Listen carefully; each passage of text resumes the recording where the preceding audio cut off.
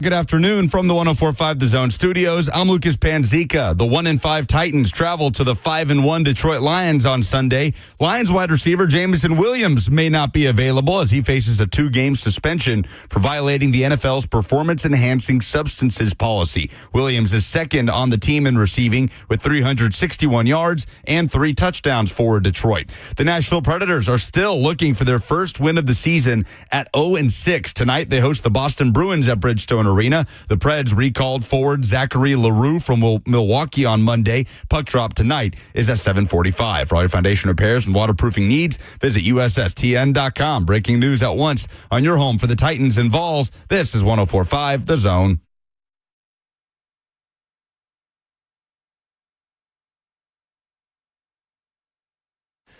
Blaine and Zach here on 104.5 The Zone, powered by all Four Seasons Garage Doors. 615-737-1045 if you want to come in and, talk a little bit Tennessee Titans, talk a little bit about, the University of Tennessee, Vanderbilt football, if you will. Whatever you want to talk about, we are here for you.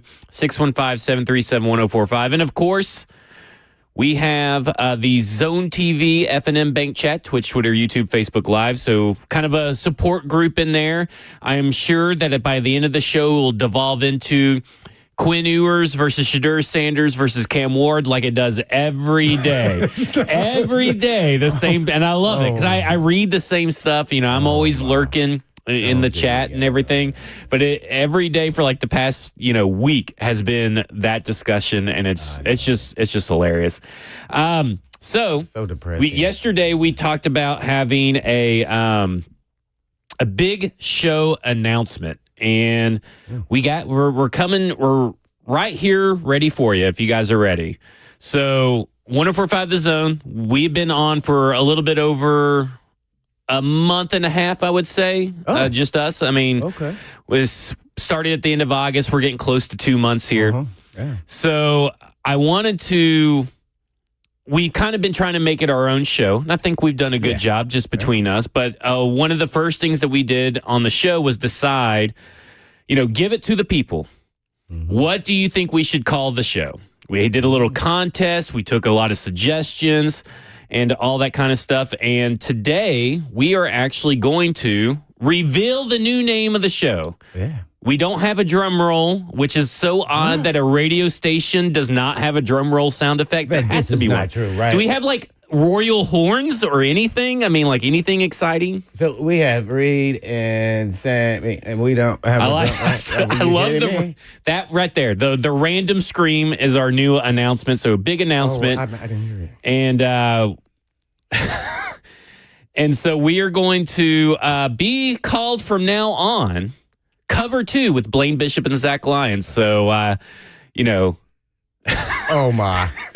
the people have spoken. That was the one that everybody liked the best. There's 2 of us. We're covering sports. Yes. Cover 2 is also a defensive alignment. You're a defensive player. The X's and O's and all that kind of stuff. Cover 2. Yeah, as well as we cover the Titans and the Vols mostly. Yeah.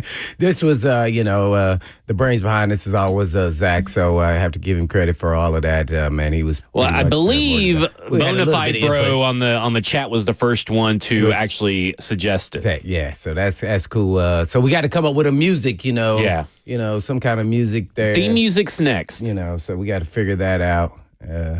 I'll be happy for any input from all the fans and everything else, but as well as, the people behind the glass. So, yeah, super excited about that, man.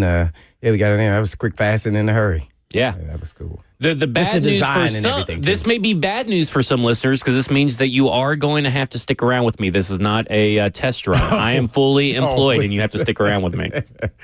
Yeah. That's actually what my wife said after we got married. So yeah. There you go. So I'm here to stay. Listen, now that announcement's out of the way, Cover 2, Blaine and Zach, Blaine Bishop, Zach Lyons. Okay, Blaine. Am I too much in my feelings after Alabama lost to the University of Tennessee to think that they're not going to make the college football playoffs? I just don't. Alabama? Yeah, I think this may be the first year. And the first year in a team of 12, Alabama is not going to make the playoffs. Am I too in my feelings? Am I too much of a sad boy? I hadn't really thought about it because they are they're up and down. And you just never know. Like right now, I feel like, Tennessee has a great shot of making the, playoffs. And if Nico, you feel like he's turned the corner, now we're going to see what he looks like in these next, couple games. And they have a nice schedule there besides Georgia that they should be able to kind of run the table, even though it's in Athens. So, but I don't know the schedule of Bama. Based off what I saw in the game, I still think they have potentially, I don't know what is their schedule? Well, they got number 21 Missouri coming up next, then at LSU, number 8. Ooh. Currently in the nation, then Mercer, then at Oklahoma, then Auburn at home. Oh. Now, I do think that if they were to go in these next 2 weeks, 2 ranked opponents, Missouri and LSU, if they were to blow them both out of the water with decisive wins, then we're back on. But I don't trust this team to be able to do decisive wins against these 2 ranked opponents. Maybe Missouri, but LSU, that's a tough one there. So actually, if they win the LSU game, it's a no-brainer for sure because, it's tough to win there. It's one of the louder stadiums in the country, too, as well. So especially it's not at night, is it? Let's see. So Missouri's 3:30 p.m. LSU's to be determined right now. If it's at night, I don't know, man. It's tough to play in Death Valley. You saw even the Nick Saban team struggle playing in Death Valley a couple of years ago. That's one of the things LSU fans have clung onto through these last few years is that win. But I still have some belief. I thought, Tennessee really. That second half, they really made some big-time plays, especially in the red zone there with the interception. That was in the first half, for a score. I think Milroe's just going to have to be a little more accurate. I think they should be able to lean on the run or him running the ball a little bit more, I think to have success. Because sometimes, here's what I think about some of these elite-level athletes who are kind of growing into quarterbacks. That's what Milroe is to me. Mm-hmm. Even though he's a quarterback, like he's growing into how to, be more accurate, be patient. Well, how about starting him off running the ball, getting him into a flow? Because he's kind of like a running back that can throw the ball, right? So I think you try to get him in rhythm, get him some sharp passing game. I think they should lean on the running game and then let the passing game be part of it until he becomes like, that polished passer. I think they're, make some assumptions. And he was inaccurate early in the game. I mean, some of those passes he's supposed to complete. I'm sorry. And I'm actually a fan of his. You don't have to apologize to me. I agree. So, I think he potentially can be he could potentially be the first pick of the draft. And then after watching that, I go, man, he has a lot of work to do. But naturally, everybody looks at all the other things that he can do and the upside and the potential. So that carries a lot of weight with the NFL anyway. I think so goes Bama, so goes Milroe. Really, yeah, I believe that. Well, I think the tale of this season has been that, right? I mean, the mistakes cost him against Vandy. The mistakes are cost him against UT. Your 2 losses are the ones with the biggest and most glaring mistakes made by the quarterback. I mean, you're going to live and die if you don't win the turnover battle, right? I mean, that's kind of how it works in these games, and these are close games as well. And they just can't seem to find that way to a win when the chips are down. So on the flip side, though, University of Tennessee has added a win to a pretty big win to make up for the Arkansas loss. And their college football resume is looking a little bit better. They still got a tough road ahead of them as well. They have, and I'm pulling it up right now, if I can get my computer to work. They only have Georgia, to my mind. Now listen. I know they have one Kentucky at home, which is, but Mississippi State at home, at Georgia, then UTEP, and at Vanderbilt. Right. And that is not that's not a win that you can just chalk up right now, is the at Vanderbilt, barring injuries or anything. But you're talking about a team that kind of looked like it may miss out on the college football playoffs because you kind of thought, if you thought that Alabama was going to win, or you think they may drop one at Georgia, or maybe they drop both. This is a team that's looking like a maturing quarterback right before our eyes, growing a little bit every week, getting a little bit more comfortable in every week, that if they rattle off and only lose to Georgia, who's currently ranked number 2, they should make it in as a 2-loss team. And they'll make it in over Alabama. Like, that may be the reason why Alabama doesn't make it in, is because it will be Tennessee getting in over Alabama. Yeah, I'm really interested, and I could be going out on a limb here with Nico, and I just have a lot of belief in him. I don't know why, but that second half, after he was injured, and then he played better, and I don't know why that was. Maybe something it was just timing. shook loose. And it was just he kind of turned the corner and, became what he should be. At least you want what you saw there in the second half. So if that continues, I don't think they're just going to be in the conversation for just the playoffs. I think they're going to be, they're going to be contending. If he keeps rising from this point forward, I think they could be contending for the championship. I really do. Because that was you got to have a game like that, where you're faulting and failing and missing, and then all of a sudden you rise out of that. To me, his confidence is going to go to another level. So I'm interested to see what he looks like this next game. I think they're going to go in a great route here. I believe that. I think because in the first half, he was still missing guys, was open. Sorry, I saw like 3 times. Now, some guys failed him, too. They dropped some balls. But he's got to, learn not to stare some guys down at times. His offensive line played a lot better, at least in the run game. Naturally wasn't perfect, but I thought they played solid considering who they were playing in Alabama up front. So, yeah, I'm really interested. They gotta get off the snide in the first half. Yeah, they cannot go another game without scoring in the first half. They're like the opposite Tennessee Titans. They can score in the second half, but can't score in the first half. We can just combine the two teams. There you go. Yeah. When we come back, we'll get to Bill, who's on the phone line, who wants to talk about Alabama just real quick, and then we're also going to get into what Brian Callahan said about the open communication regarding Will Levis and why that is massive for this Titans franchise. This is Cover 2 with Blaine and Zach here on 104.5 The Zone.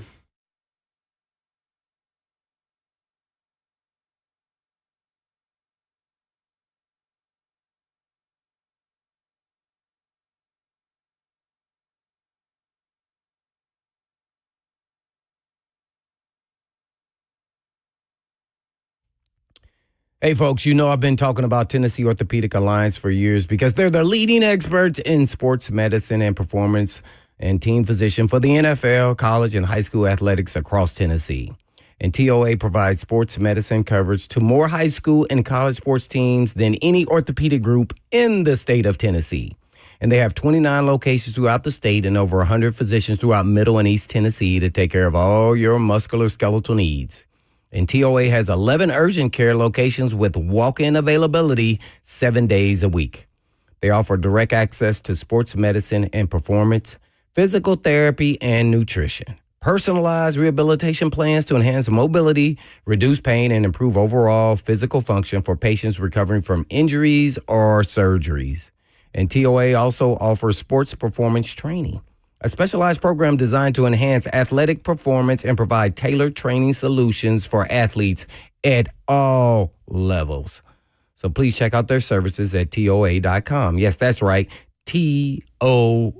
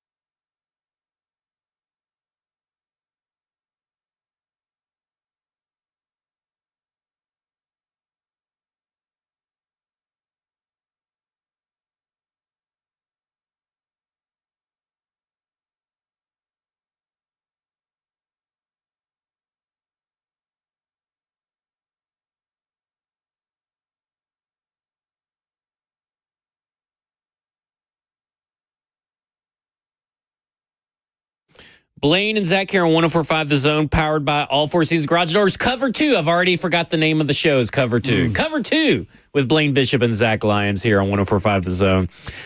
In just about an hour, we'll be joined by Coach Mack, brought to you by Two Rivers Ford, the South's most trusted Ford dealer. Talk all things Tennessee Titans and what's going on with that team.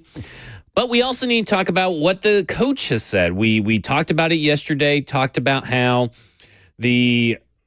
basically Brian Callahan was talking about the open communication between him and the team, because a lot of people, and I get it, want to clean house.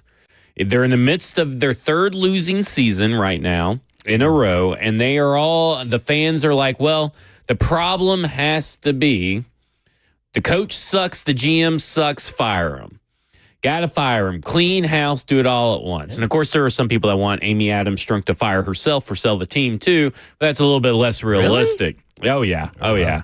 The fan base is not happy, which is what happens when you are putting together your third losing season. But yesterday, Brian Callahan was asked about the question, what is the communication like between you, Rand Carthon and Amy Adams Strunk? What are those conversations like, and is everybody on the same page? And this is a good question by Easton Freeze that we'll get to why this is such an important question and the why behind asking this question coming off a loss to the Buffalo Bills where they're 1-5. Everything that she's given, everything that Miss Amy's given to Rand and I is trust and support and to do the job that we think needs to get done. And she's been fantastic. And every conversation we've had is we're all on the same page. And that's been a really positive thing, I think, all the way around for everybody. Yeah, it's the same. Everything about what we were hoping to get out of the season was a really solid and concrete evaluation of Will as a starting quarterback. The injury process, we haven't played well enough anywhere around him. He certainly hasn't played up to what I think he's capable of playing. And so we're not in a great spot record-wise. And the injury doesn't help. And hopefully that the minute he's back healthy, the intent is for him to continue to play. And hopefully that's sooner rather than later, because I'd like to continue to have him playing football. But I'm not going to let him go out there if he's not where he needs to be to go perform. And so, again, hopefully in maybe this week, maybe next week, but sooner than later, he'll be back playing. So everybody's on the same page about this season being the evaluation of Will Levis. Does that mean that everybody's happy with the losing season? No. Obviously, that's not really what these changes were supposed to reflect. These changes were supposed to reflect to get away from the losing ways of what was towards the end of the Mike Vrabel era, to get into a more collaborative, progressive approach with the Tennessee Titans. But things just don't happen overnight in the NFL. Sometimes things look like they happen overnight, but really, in all honesty, some teams that find a quarterback and head coach in the first year, they also have been losing and been gaining talent and building through the draft before those guys got there. So there are some situations where it seems like it happens overnight, but this is important. This conversations that they're having every week are important, and here's why. First and foremost, that didn't happen last year. There was no communication between the owner and the head coach. There was very little communication between the head coach and the GM, and you saw what that led to. So it is important that after having those mistakes, those issues pop up last year, that they are not repeating those same mistakes. Now, the outcome is the same. It's a losing season. But that should provide you hope that they have learned how to be all on the same page. And that right there is a good chance of being able to right a ship, is as long as everybody's on the same page. Doesn't mean it will, but that increases your chances. Well, naturally, communication, I guess kind of take us through what I guess Vrabel wasn't very communicative. Is that what you're saying here? Yes. At least as far as the dynamics of the GM and then the owner, or was he just? This comes from The Athletic, right? Okay. So this was after he was fired. Diana Rossini, Joe Rexford of TheAthletic.com, now NewYorkTimes.com. They did a big investigatory piece. And, this starts with the speech, up at New England, right? I don't want you to take this organization for granted. I've been to a lot of places. This is a special place with great leadership, great fans, great direction, and great coaching. Enjoy it. It's not like this everywhere. I mean, it sounds like that sounds like a shot, towards the situation. And let's go back a little bit before that. He didn't want Rand Carthon. He didn't think Rand Carthon was ready, according to this same article. Mm-hmm. He wanted him hired as assistant GM so he could get his feet underneath him with the way that Vrabel wants things ran, because Vrabel wanted more control. And none of that set well with Amy Adams Strunk. That he came in there and had the audacity, I guess you could say, to demand more control when he's the one who wanted Isaiah Wilson, when he's the one who ended up with Aaron Brewer as a center, tougher than a $2 steak. Dillard, too. Yeah, he wanted Andre Dillard as well. I mean, offensive line problems, some of it's John Robinson. A lot of it points to Mike Vrabel, too, that they're still dealing with here at the Tennessee Titans. So he had his guy, wanted Rand Carthon hired as assistant GM. He was trying to dictate all this stuff. And then he goes and makes this speech. Speech raised eyebrows in Tennessee. When he returned to Nashville, Vrabel was asked by reporters during a press conference if his comments were directed at the Titans organization. Of course, he deflected it. The whole event did not sit well with Strunk, a team source said. She and Vrabel never talked about it, and she let it fester. So, but he also let it fester on his side. That needs to be on there. I mean, no one, maybe his wasn't festering, but he didn't feel like he needed to go talk to the owner about all these comments being brought up.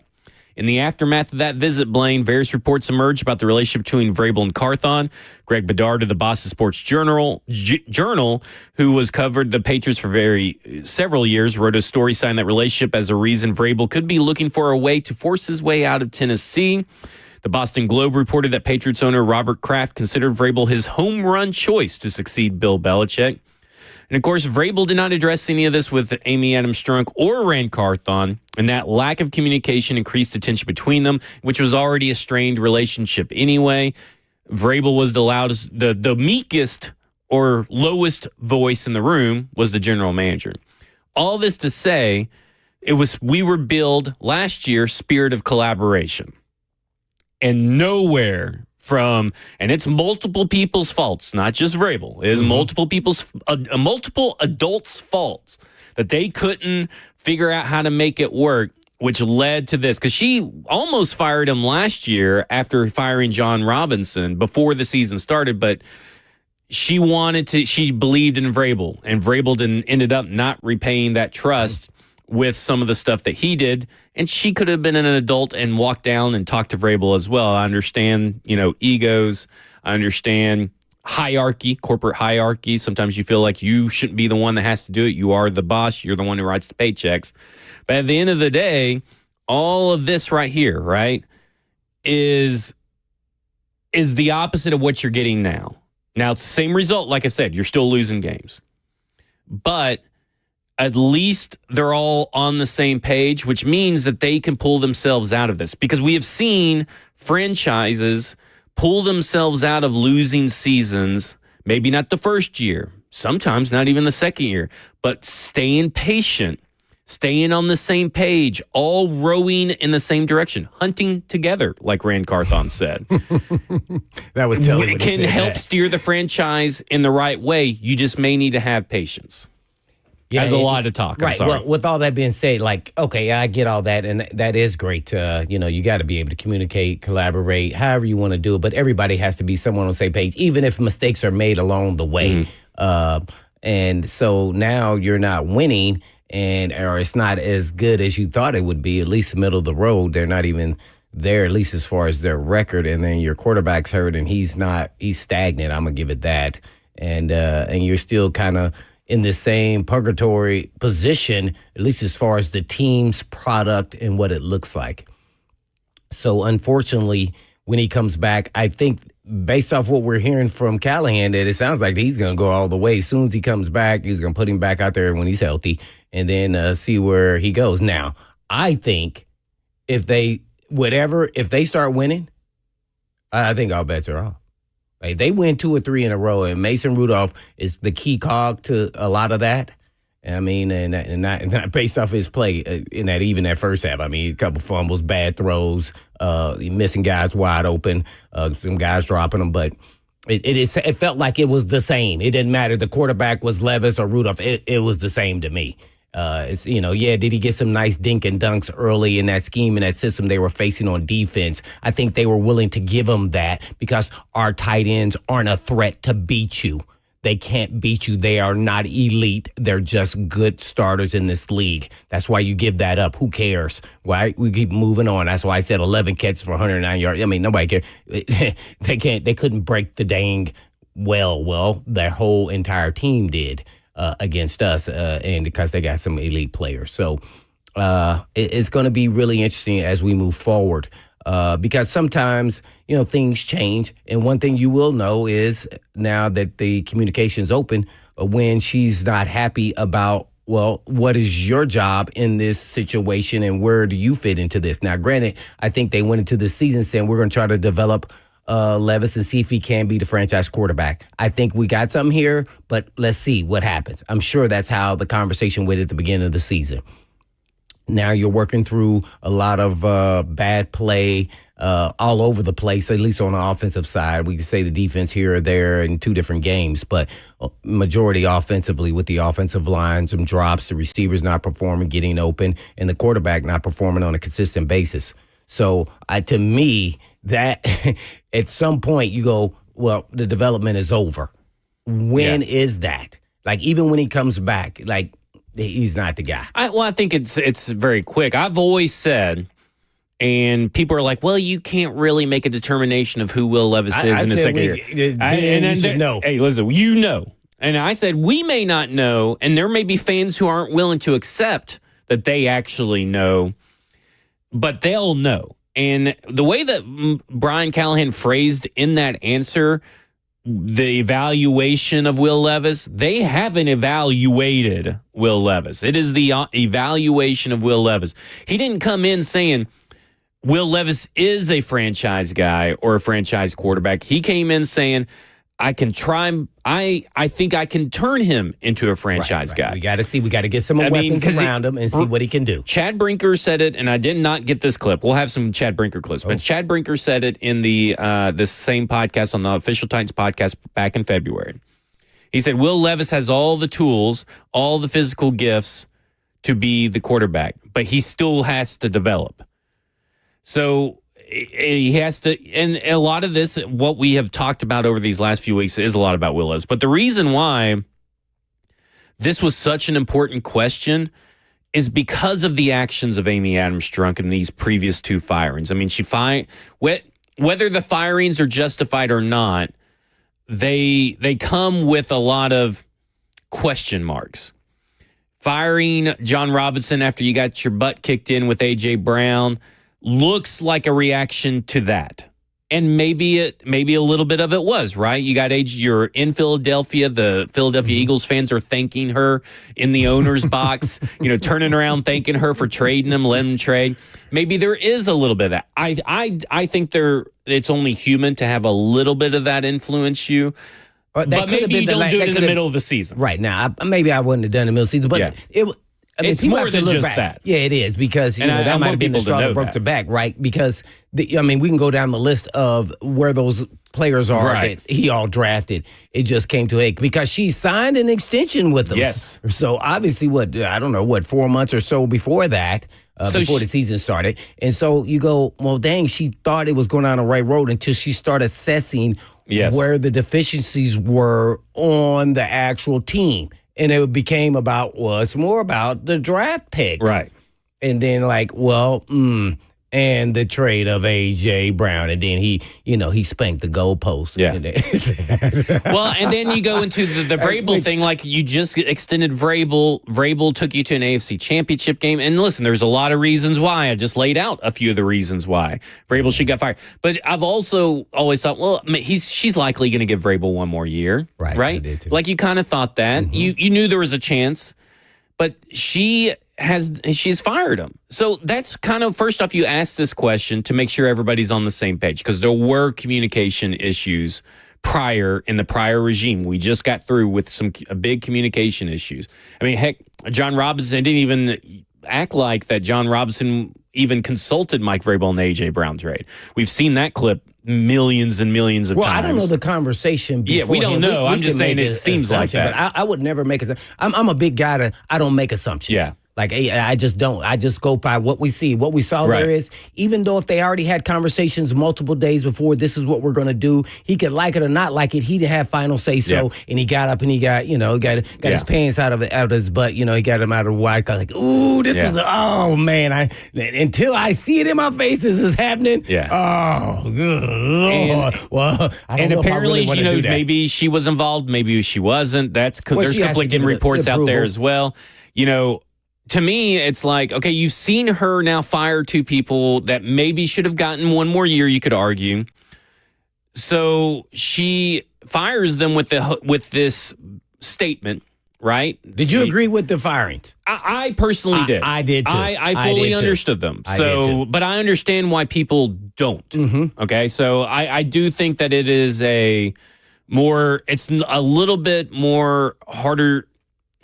Maybe timing for JR, maybe a little timing bit. for But JR other than is that, bad. Is really bad. Vrabel it looks very peculiar. Also, kind of looks a little weird when you hear that nobody's communicating. They're all adults. Like, it just seems very Real Housewives of St. Thomas Sports Park. That was a good one. So, like, it's very drama filled. So you have to ask this question to see where everybody's at, because this is a 1-5 losing season, right? Like, this is a pretty important question.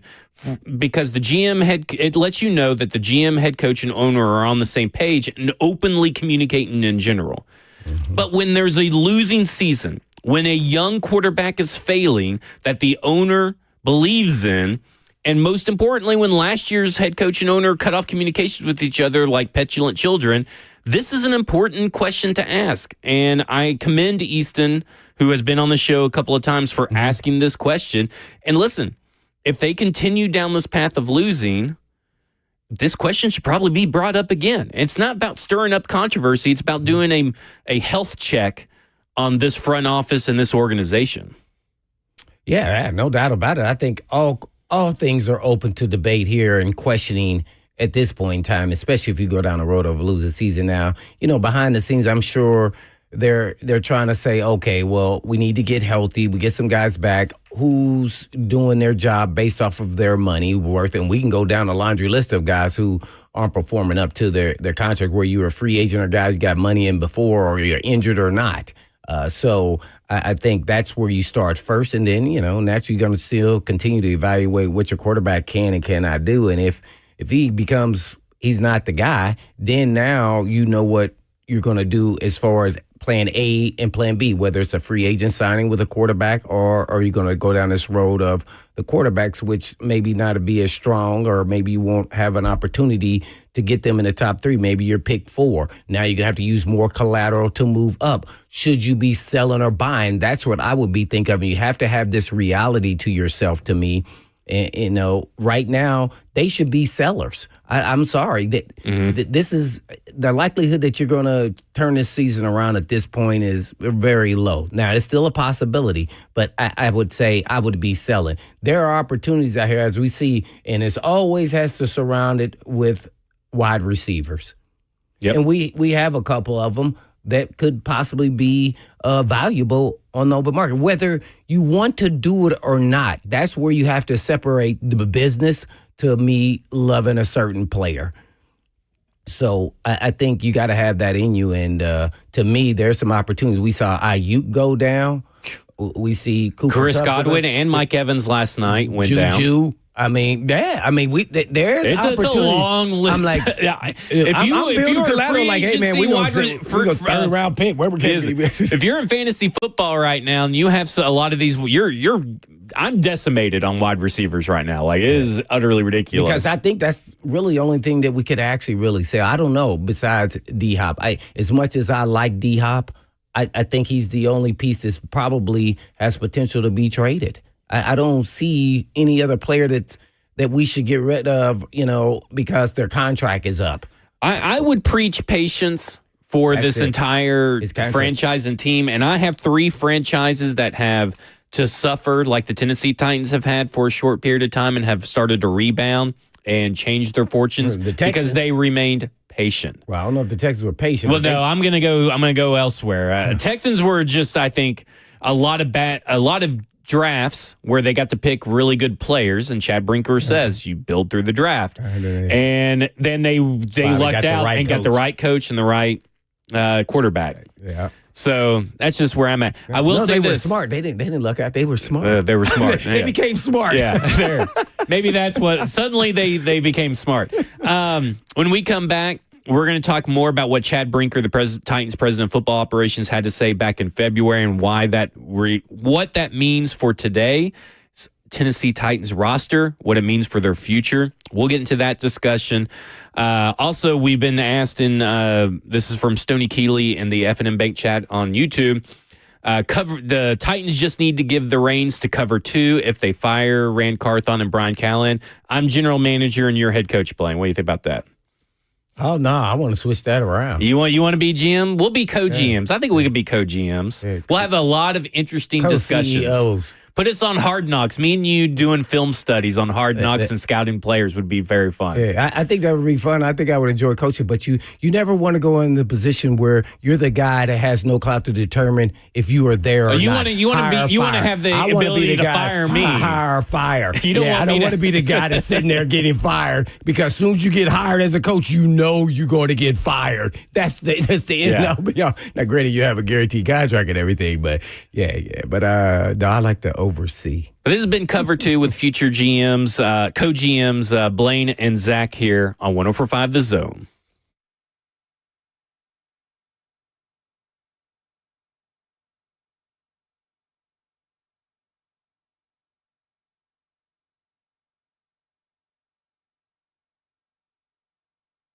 I love living in Middle Tennessee. We've got great restaurants, entertainment, sports, and one of the nation's top Ford dealers right here in our backyard. Two Rivers Ford. Remember that name.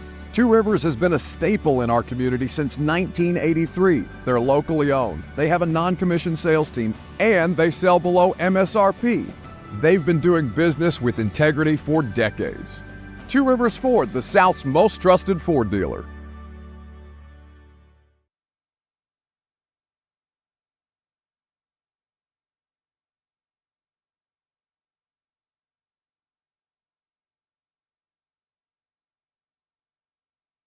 Hello, I'm Ashley Northington, Chair of Moving Forward of Middle Tennessee.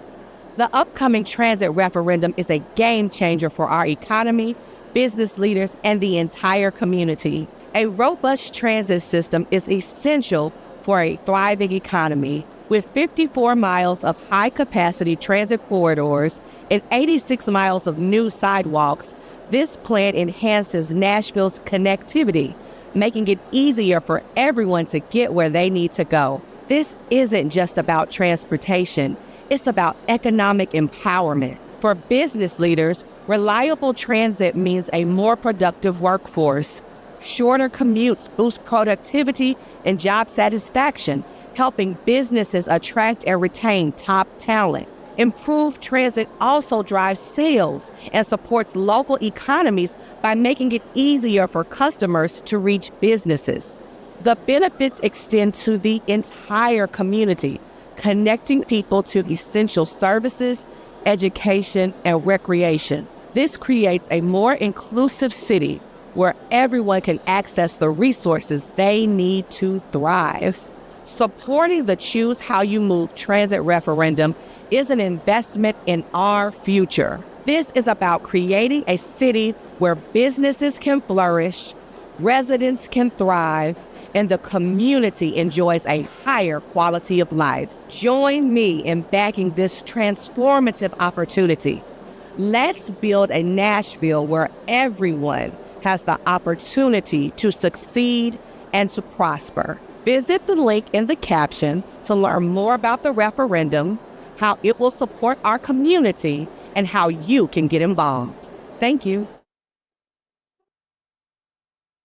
Kayla Anderson, you can find me on Ramon, Kayla, and Will from 6 to 10 a.m. on 104.5 The Zone. And if you want to advertise with us on radio or digital, you should do it. We have had digital numbers skyrocket on our show, and we would love to endorse you as well. All you got to do is go online to 1045 thezone.com/epic.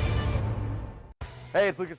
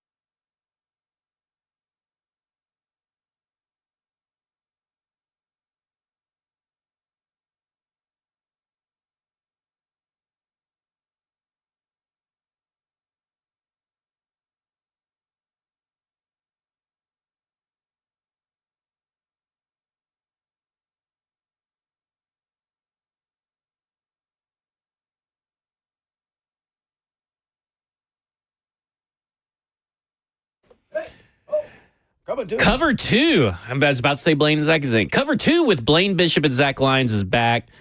615-737-1045. We're powered by all Four Seasons Garage Doors. And then, of course, the F&M Bank Chat on Zone TV, Twitch, Twitter, YouTube, and Facebook Live. And Blaine. Wait, before we get started, though, I got another announcement because I got to make sure I check out my new podcast, man. Sports Performance with me, Blaine Bishop, of course. The podcast goes in-depth conversation with the experts. Not me, I'm not an expert, but I am expert at, football, but not rehab and training, which TOA is. So go check it out. The next episode is coming up real quick, so go check it out on YouTube. Shameless self-promotion. I love it. That's hard for me to do. We were talking about, I've been talking about Chad Brinker, and I've been talking about the message in the offseason and how we may have all been victims of, positivity. And I mean, kind of like the power of positivity, pretty much. And we all got trapped. But, Chad Brinker and Rand Carthon tried to tell us that this was, in Rand Carthon's word, he used the term reset numerous times in an interview with the Official Titans podcast. So he deemed this a reset. Over here with Chad Brinker, he talked about resetting and building from the ground up the analytics department, but he also talked about having, hope and patience. But I wanted to, when I went back and found this podcast on the Official Titans podcast back in February, I believe 2nd, Brinker talked about the quickest way to be a competitive team, and I thought that his answers were very interesting and relatable to how the Tennessee Titans approached this offseason and what we see from the Tennessee Titans on the field. Here's Chad Brinker on the Official Titans podcast. This league is just designed to pull everybody toward mediocrity. It's a reset every year. But I do believe if you have a good process, if you have a really good process, especially a scouting process, that you have a chance. If you have the quarterback, you have a chance. Ron Wolf used to say this in Green Bay. I've heard it. It's been ingrained in me from day one, is if you don't have a quarterback, a high-level one, forget about it. Don't make any plans that you're going to the Super Bowl anytime soon. So that's just the way I was trained. I know it's been done with average to above average quarterbacks. If you have a 85 Bears defense or the Baltimore Ravens defense when they won it, you can do it. And Reggie McKenzie, who I worked with as well, he's one of my mentors in this business. I remember he said, Chad, when you take over an organization, you got to get a winner at quarterback, no doubt. But the fastest way to get competitive as quickly as possible is build a dominant defense. And that's what the Tennessee Titans have done. Now, it was very interesting in there. I mean, he kind of used the word reset, but that was really more about how every year you kind of have to reset your team in some form or fashion because of injuries, free agency, the draft, and stuff like that. But he said that the league is designed to pull everybody towards mediocrity, which I think is true. Parity. Absolutely. We talk about parity all the time as another word for mediocrity. There's just that keeps all the fans interested. Yeah, that's why they do that, and that's why they have everything set up the way it is, where you draft high when you were buying the year before and everything else. So yeah, that's how you do the cha-ching, the money making machine right there. And he talked about the good process, the scouting process. I think the scouting process has changed and shifted, has kind of improved. Analytics have been added.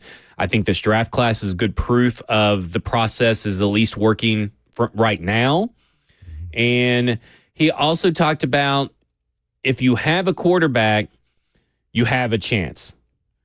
If you don't have a quarterback, a high-level quarterback, forget about it. And that's where the Tennessee Titans kind of find themselves right now, is that they, right now, for all the evidence provided to us, do not have a high-level quarterback. So I don't think they went in thinking they have a high-level quarterback. I think they went in to build around a young quarterback to evaluate him. But he also talked about you can take over an organization, but the fastest way to get competitive as quickly as possible is build a dominant defense. And this defense has been, for the most part, the reason why this team has even looked remotely competitive in these games, even if the offense hasn't. So I just think that's very interesting about how he talked about ahead of time, talking about the way to build this team. Well, there's some parts of me, I think I would say, as the league has changed a little bit, I don't know about the dominant defense part of that. Now, I think what I would say is this has become an offensive-driven league where you can have a solid defense and win championships today. Now, in my era, of course, I completely agree with that. But as this league continues to evolve, the way the rules are set, you want kind of get your pass rushers, get you some, good, solid secondary players. Doesn't have to be great. And you got this bend, don't break, and don't give them touchdowns and don't give explosive plays. You can still win this game because you know they're going to throw the ball and you're going to get after the quarterback. So I think that's kind of changed a little bit. You can have a middle of the road, which I do think this is middle of the road defense. I know the numbers don't say that, but that's what I believe. Do you still think it's a top 10 defense? Because we kind of both had said that at the beginning. 15. I never bought in. First of all, they don't have an elite pass rusher. So, and then you don't know where the linebacker situation was at. And then in the secondary, you could say Snead on a good day is an elite player, but other than that, they're Hooker's a good starter, really good, borderline maybe Pro Bowl guy, but I just don't view this as an elite defense. What I view it as is a really good defense where the coaches understand their scheme and their system, and they put the right pieces and puzzles together to have success. Sometimes it works and sometimes it doesn't. Like if you're an elite defense, what happened in the second half never should happen. Not like that. Yeah. Like it should have been a continuous thing throughout the game. You could just say they were better than us today. Just to have an explosion like that in a half, well, how much of that is, you have Jarvis Brownlee and Daryl Baker Jr. out there, a 5th-round rookie. No offense to Jarvis Brownlee Jr. I think he's a great contributor. But then Daryl Baker, but why didn't it happen in the first half? Yep. So at the same time, I just, that's why sometimes I don't go all in. There's a eyeball test that you got to have too. You don't have to play in the league to have an eyeball test. Yeah. And so when I watch them, I don't fear any player or anything that they do, including Big Jeff. Right at this time with an UCLL injury. So there's nobody I fear. So to me, when you don't have that, then you aren't an elite defense. Now you could be a really good defense, and the pieces to the puzzles all work, and you execute and do your job, and you're open field tackling. You make plays when you can. I mean, like they just got their first interception 2 games ago.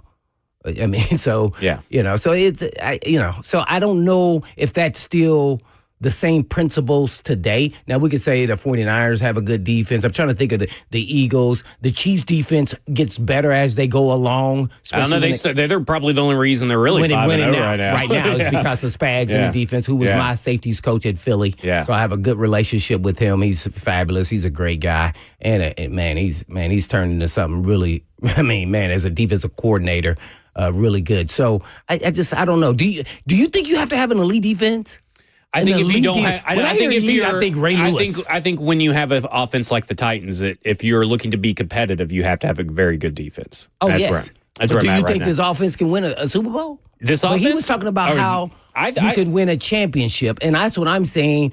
In totality, you can have a really good defense. Well, he said be competitive. That's what he said. Well, okay. Okay. And competitive, right. Yeah, that's why I'm saying that defense has kind of kept them, been the most, they have been the reason why they've been competitive they have, except in these for the games. Green Bay in this last game. No doubt. For sure. When we come back, we'll talk more about what Chad Brinker had to say. This is Cover 2 with Blaine Bishop and Zach Lyons here on 104.5 The Zone.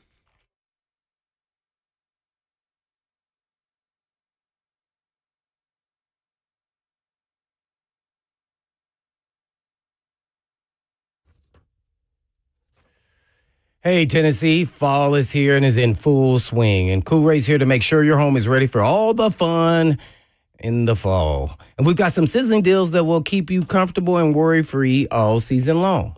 So ensure your family stays hydrated and healthy with free water quality testing. Because nothing beats a refreshing drink of pure water on a nice fall day. And Cool Ray also offers a $149 main sewer line camera inspection. Right now, they also offer 15% off whole home dehumidifiers, as well as $500 off whole home generators. So let Cool Ray take care of your home so you can focus on making memories. So call us today at 615-709-8699. That's 709-8699 to take advantage of these scorching hot deals. So Cool Ray, your trusted partner for cool and comfortable Tennessee fall. And all you have to do is visit CoolRay.com. Cool Ray, keeping Tennessee cool, plumbing right, and always lights bright.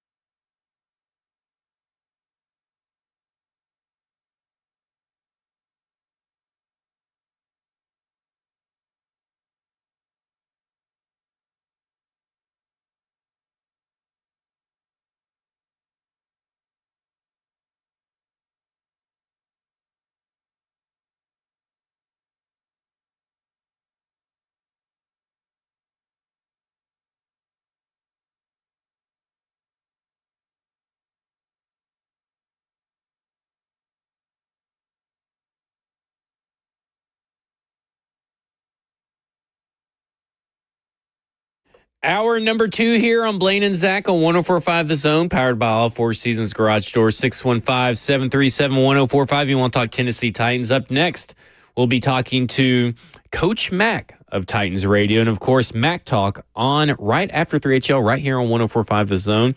We'll be talking to him next for our weekly visit. And here comes Blaine running in. He must have got some more hot chicken down there. Did you get some more snacks down there? Dog, spit was coming out. All right. I want to kind of preach a message of hope. So preach a mission. Man. Hey, listen now. Positivity here. Now, what's going on? Hey, not about Will Levis. Do not think that I've changed my tune. Oh, man. I didn't want to give you that. Oh, man, you made me. But I do want to preach a little bit about hope and patience and learning from other people's examples of what you should be doing or what you should be wanting as a Tennessee Titans fan. Let's start with what Chad Brinker had to say back in February about hope and patience and what you should expect from this team going forward. Hope is a powerful thing. We're hopeful that the fan base sees that and is excited about what we're doing now. Turn this thing around. I mean, it's not overnight. I mean, it's going to take some time, and we're going to work really hard. And you just never know where this can go. But we understand that there needs to be a little patience involved in building a roster.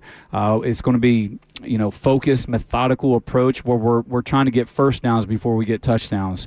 Maybe our quarterback develops into one of the great young stars of our league. You just never know what can happen. And first downs before touchdowns, right? A focused, methodical approach. Rome wasn't built in a day. I mean, I guess you can kind of translate that all into there.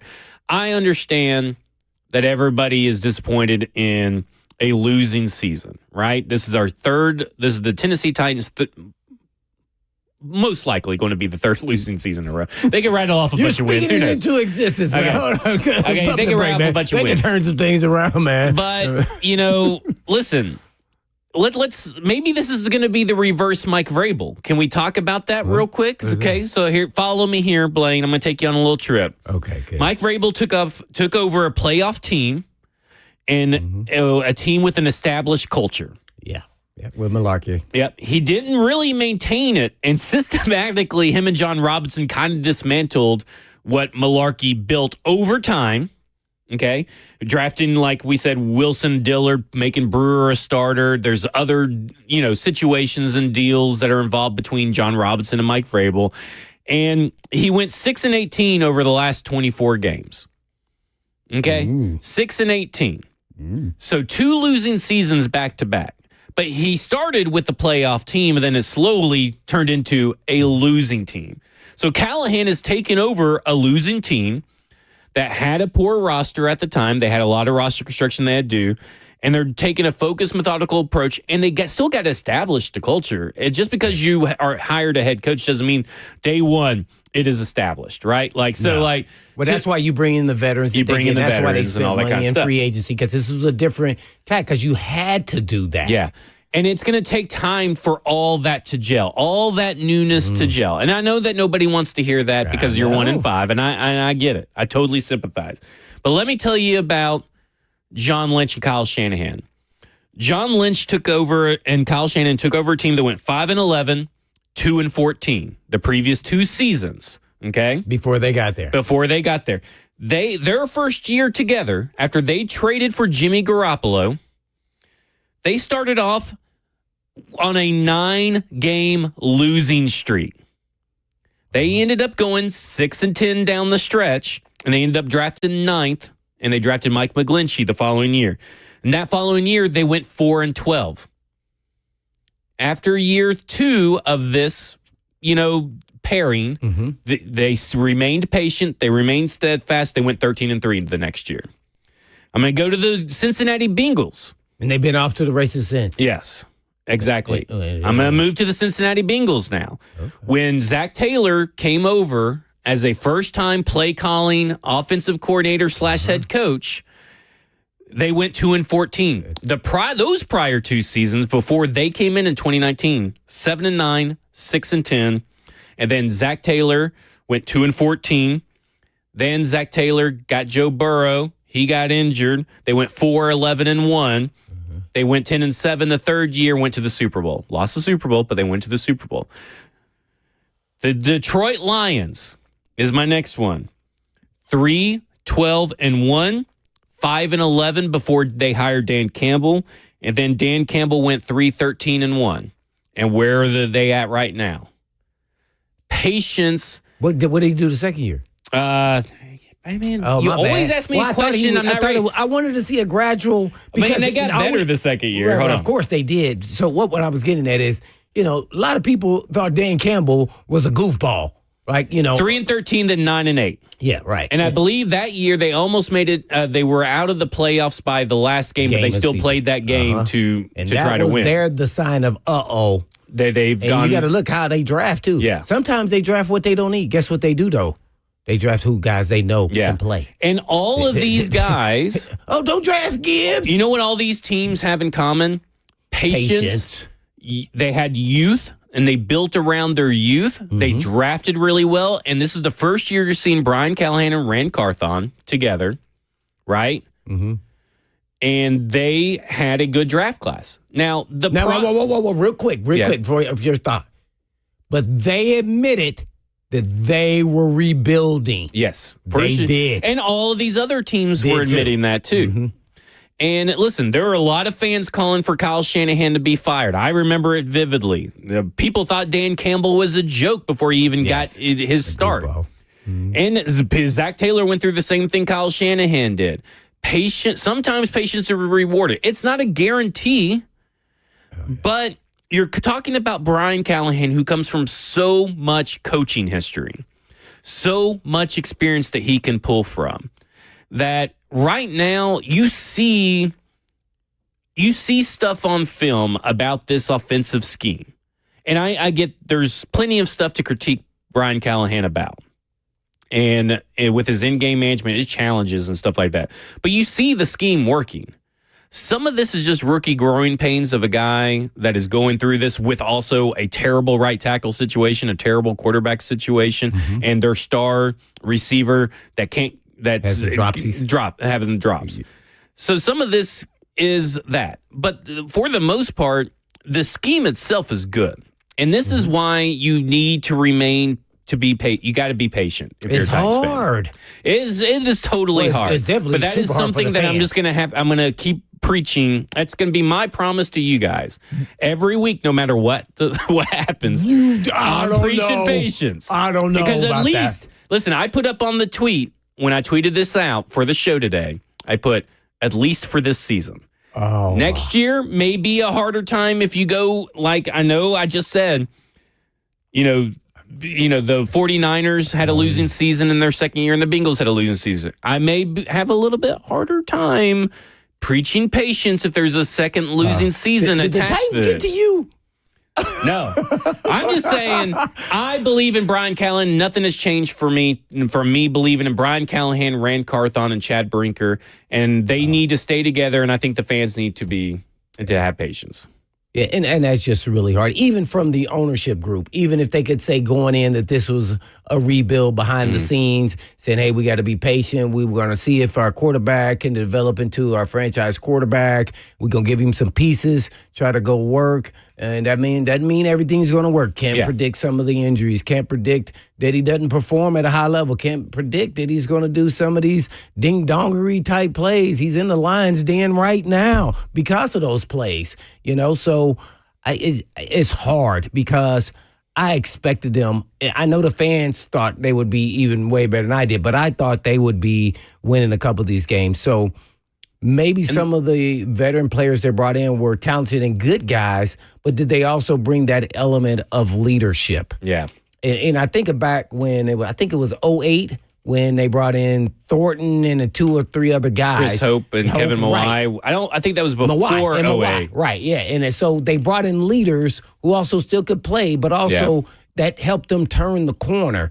Great strategy by, Jeff Fisher and crew and Floyd and those guys. So I really think. I also think that leadership's starting to get hard to come by in this generation of football players. It really is. And it's hard to identify, too, because you're just looking at a film. Yeah. See, and that's what they did with Levis. When you go watch film of him last year, you go, oh.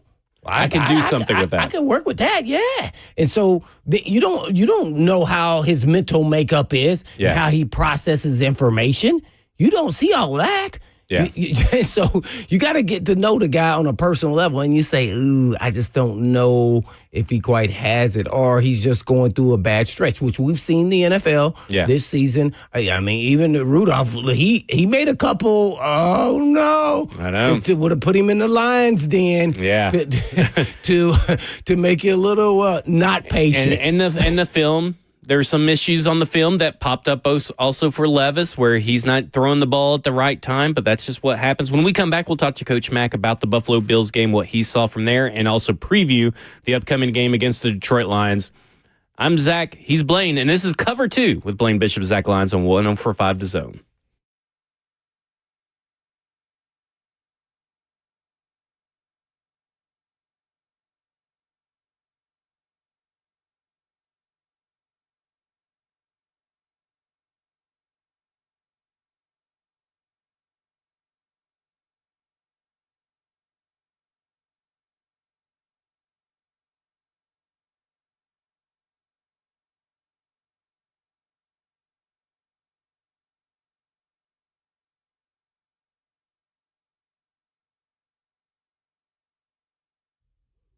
Hey guys, this is Blaine for Edge Peptide Therapy.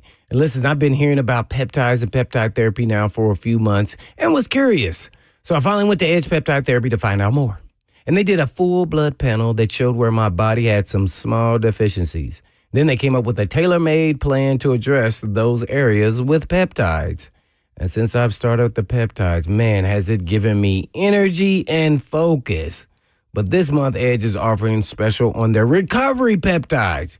And recovery peptides are great for healing post-injury or surgery.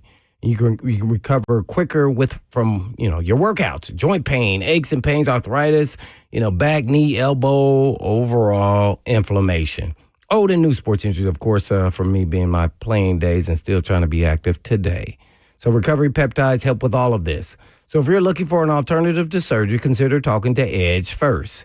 And this month, Edge is offering $150 off your first peptide package for new clients. So why not get started now?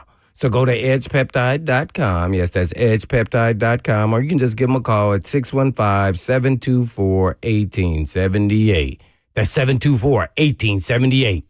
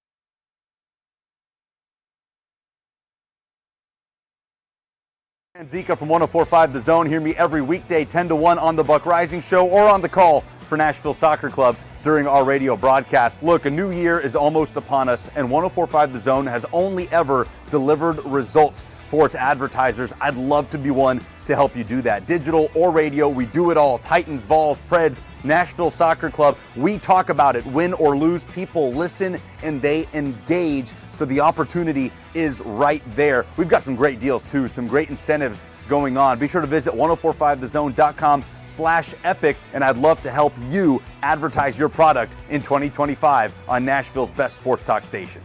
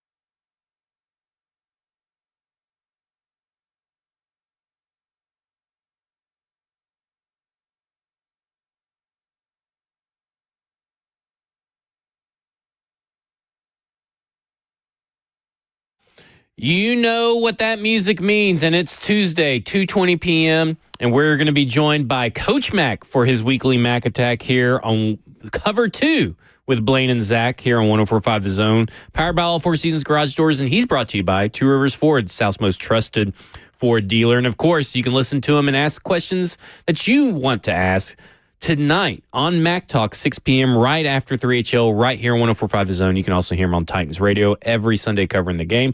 Coach Mack, how are you doing today? Yeah, I just got through watching my third Detroit Lions film, and so getting ready for this week. Coach, I thought Nick Vannett was very open and candid in his presser yesterday about leadership and keeping energy levels up on the sidelines. You know, from your time as a coach, you know, how did you foster that natural sense of leadership and ownership in your locker rooms? Well, yeah, I didn't hear Nick, but I mean, he's a veteran player, so I mean, I respect veteran players' opinions. And to that question, I mean, most of it has to come, from the players themselves and the coaches also. I mean, it's got to be a symbiotic relationship between the two. But the main thing that helps is if you continue to believe in what you're doing, but then you get that belief resonated because of success. That's the issue. That's always the issue that you fight when you're in circumstances as to where all of the work and preparation that you put in doesn't result in a win.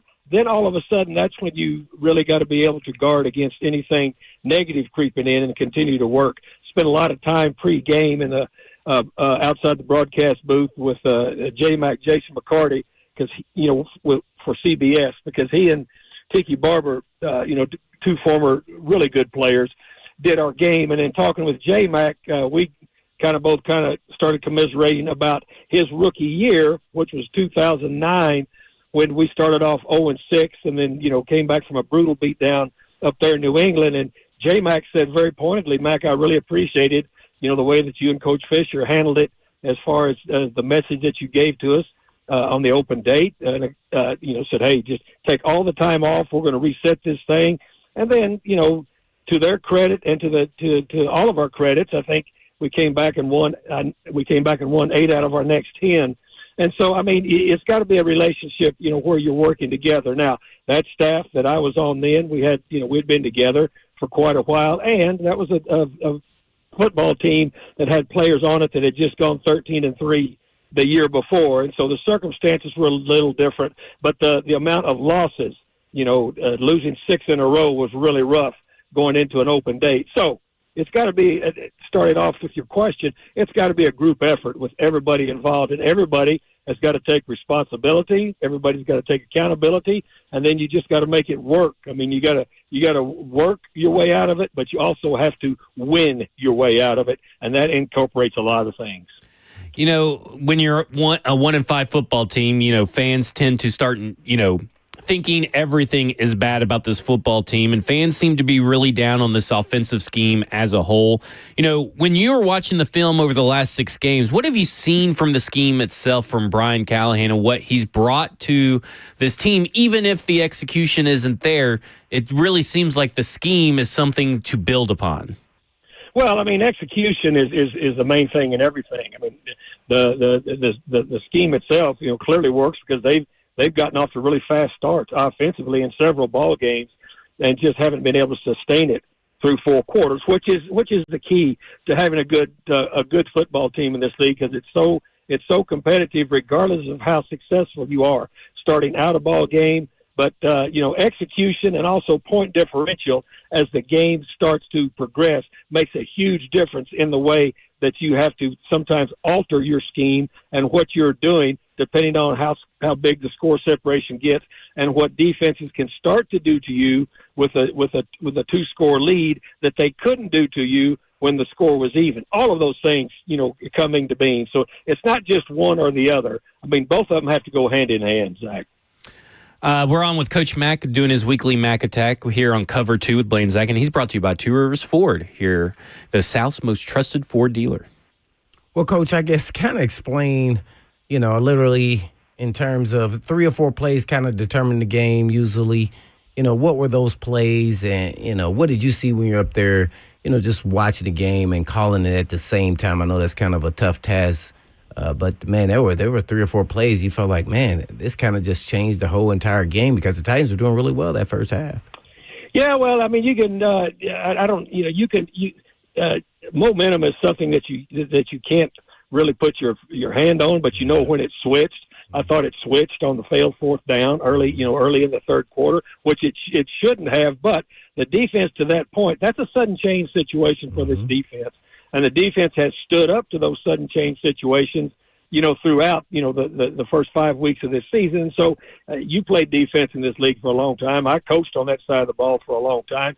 And I just know that, you have a sudden change mentality that regardless of where they get it, how they get it, when they get it, you want to go out there and at least make them kick at a field goal. Well, you had a couple of busts that all of a sudden they're down there on the, being able to run the football into the end zone in basically 5 very quick plays. And so you can feel it switch, but you've got to fight against that both as a coaching staff and as players.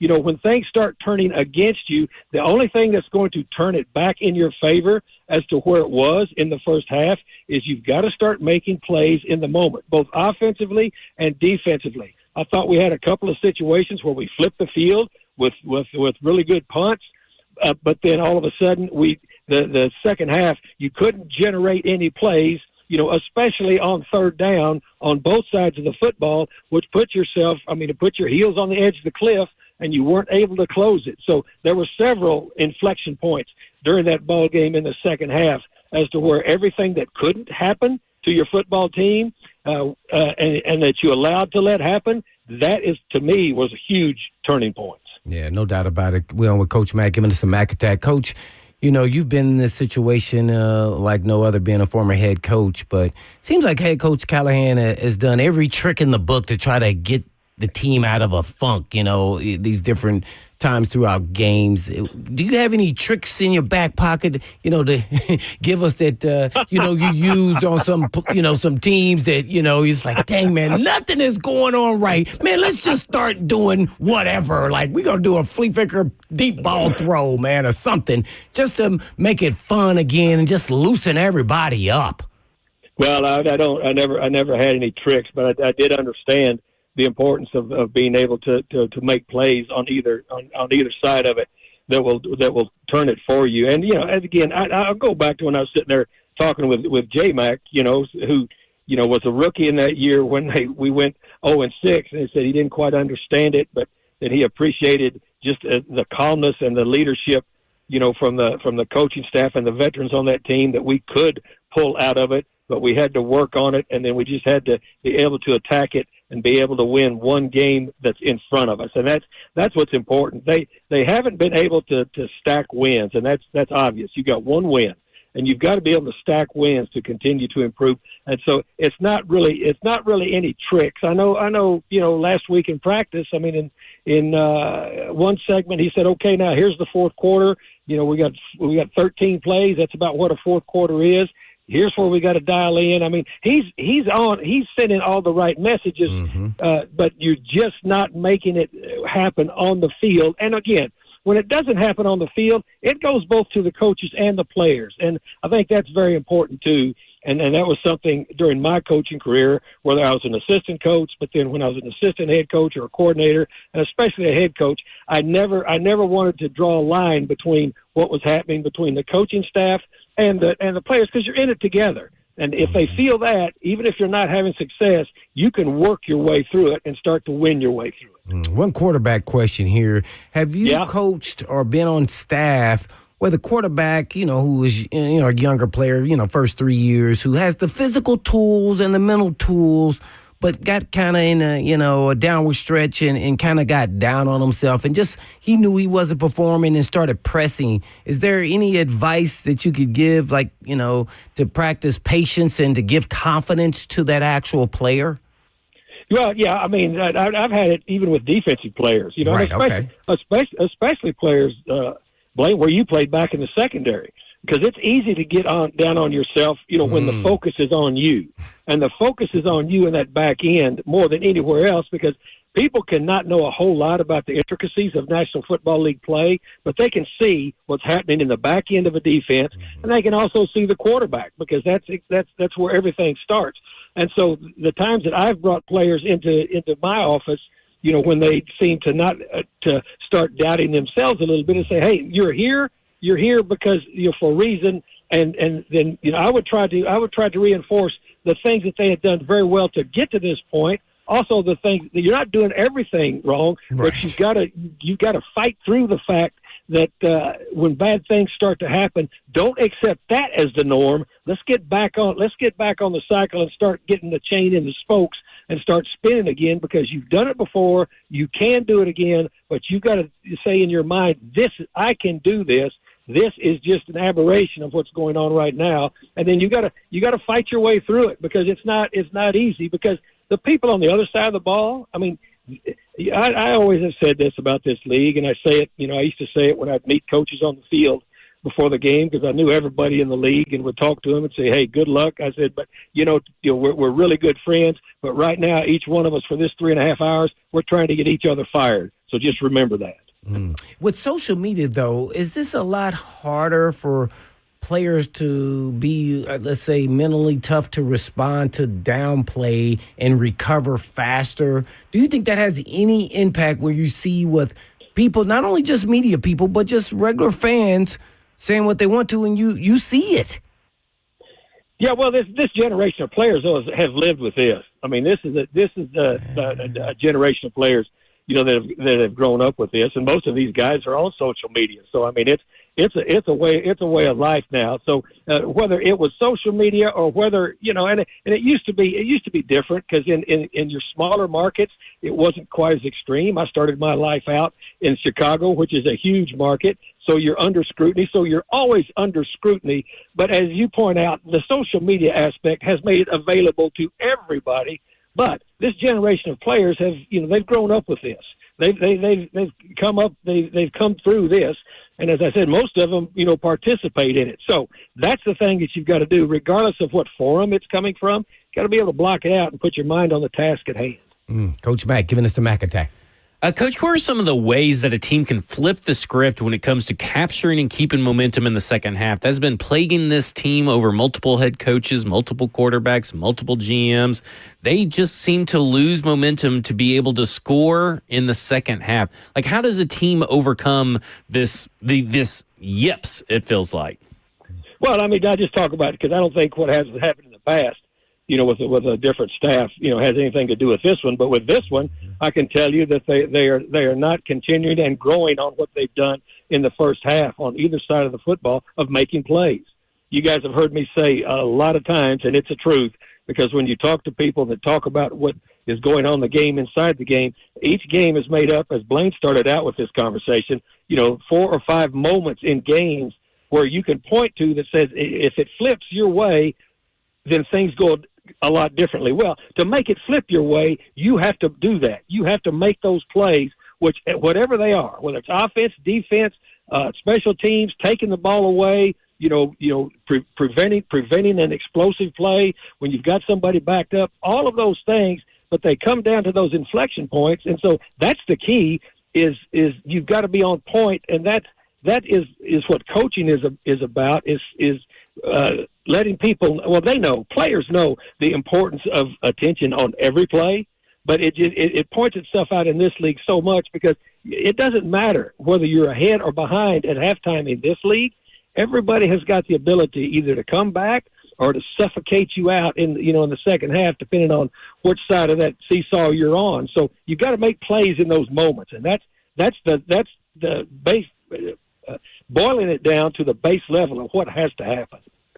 The Titans are about to see another high-powered and efficient offense against Detroit Lions. How can this defense slow down this Lions attack as Goff may be playing the best ball of his career right now? I mean, he is out of this world right now. Yeah, MVP. Yeah, you're right. And I mean, and Jared Goff, I mean, we vetted Jared Goff when I was at the Rams. I mean, we traded to make him the number 1 pick in that draft, in 2016, when we moved to L.A. And the choice was between he and Carson Wentz. And we spent a lot of time as a staff, personally vetting those guys, bringing them in. I mean, I can remember clearing out a ballroom and working through pattern progressions with a recall with each one of them. And it came down to the fact that Carson Wentz was a really good athlete, really strong arm. But Jared Goff was the more pure passer of the football. And so, we really felt that was the truth. Now, when he first started out, there wasn't enough help around him to be able – the league came at him pretty fast when he started as a rookie, and so he had to work his way through that. And Sean McVay finally decided that he couldn't win it all, with Jared Goff, even with the progression that he had made. And so I think the swap that they made for two former number 1 draft picks at their clubs, switched clubs, and I think it worked out for both of them. I think it worked out very, very well for both of them. Jared Goff goes to Detroit. Then Brad Holmes and Ray Agnew, become that were with us with Rand Carthon, that were very instrumental in putting that Rams team together. They take over there at Detroit, and then all of a sudden they start drafting very, very well around Jared Goff, knowing where he was at his developmental stage. I remember their first draft. They took Penei Sewell, and everybody wanted him to take an outside pass rusher, but those guys knew how you had to build that front first. And so they went from there. But Jared Goff is experiencing now, and he's orchestrating an extremely efficient offense. I mean, his play-action game is off the charts. And it's off the charts because, with Montgomery and with Gibbs, they can run it.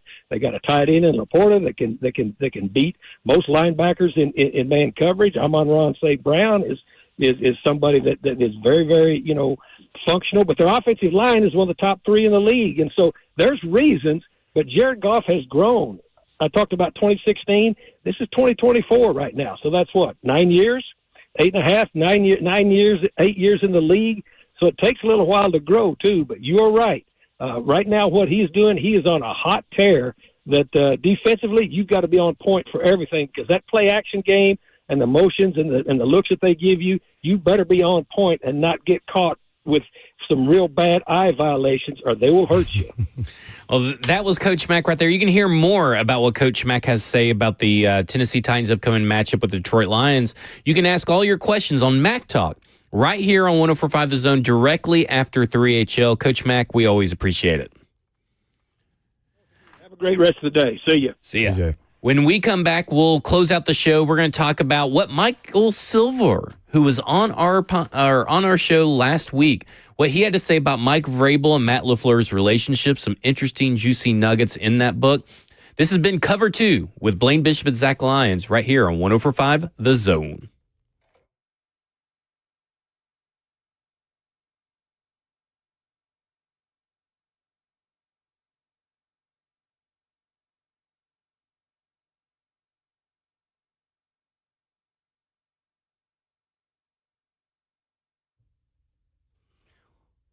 For many of you who have lived here a long time, you already know Eurofix has been in Middle Tennessee area for European car repair needs now for 24 years. We've all gotten to watch them grow. And I don't know about you, but I love watching a hometown business take off. Well, we are now proud to announce the 5th location in Mount Juliet for Eurofix on Mount Juliet Road, right across the street from Dairy Queen. And Eurofix can serve you in Franklin, Hundred Oaks, Murfreesboro, Belmead, and now Mount Juliet. Pretty cool getting to watch a small-town mechanic starting in the barn of his backyard of a single-wide trailer and now grow to 5 locations, repairing thousands of cars each month.